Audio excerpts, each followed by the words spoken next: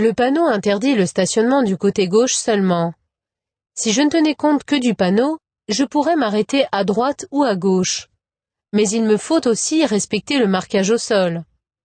À moins de 5 mètres d'un passage piéton, il est interdit de stationner et de s'arrêter avant ce dernier, mais pas après. Cependant, si je m'arrête immédiatement après le passage piéton, du côté droit, je ne laisserai pas assez de place entre le bord droit de la chaussée et la ligne continue. En immobilisant mon véhicule du côté gauche, je franchirai une ligne continue, ce qui est interdit. Pour m'arrêter, je dois donc chercher un autre endroit. Au crépuscule, la visibilité est très faible. Je distingue nettement moins bien les contrastes et les couleurs. Pour être bien visible, je dois donc rouler en feu de croisement. Ici, j'ai du mal à discerner le véhicule derrière moi qui n'a allumé que ses feux de position.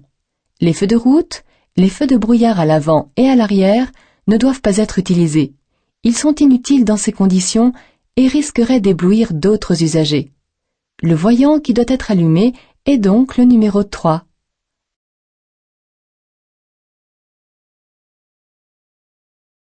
Le temps de réaction n'a pas d'incidence sur la distance de freinage.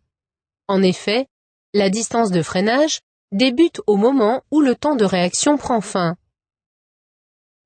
Toutefois, un temps de réaction plus long aura pour conséquence un allongement de la distance d'arrêt, car ce temps de réaction constitue la première partie de la distance d'arrêt.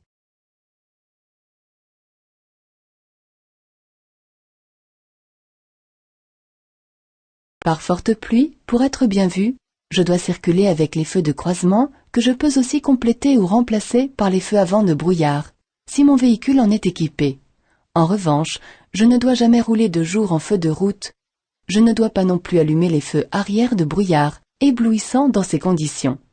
Les voyants numéro 1 et 3 peuvent donc être allumés tous les deux. Sur cette voie rapide, je ne rencontrerai pas de passage pour piétons. Ce panneau lumineux se déclenche lorsque des piétons ont été signalés sur les voies de circulation ou sur la bande d'arrêt d'urgence à une distance inférieure à 2 km. Je dois redoubler de vigilance à l'approche de ce danger. 10% des tués sur autoroute sont des piétons.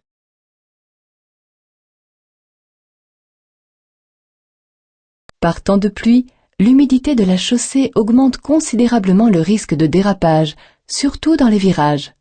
Elle augmente également la distance de freinage qui est 2 fois plus longue que sur sol sec. En revanche, ici, le risque d'éclatement d'un pneu et le temps de réaction du conducteur restent les mêmes, quelles que soient les conditions climatiques. Sur cette voie rapide,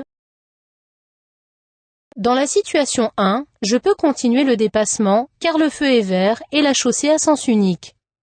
Dans la situation 2, le feu est jaune clignotant. Dans ce cas, en l'absence de signalisation spécifique, c'est la règle de la priorité à droite qui s'applique.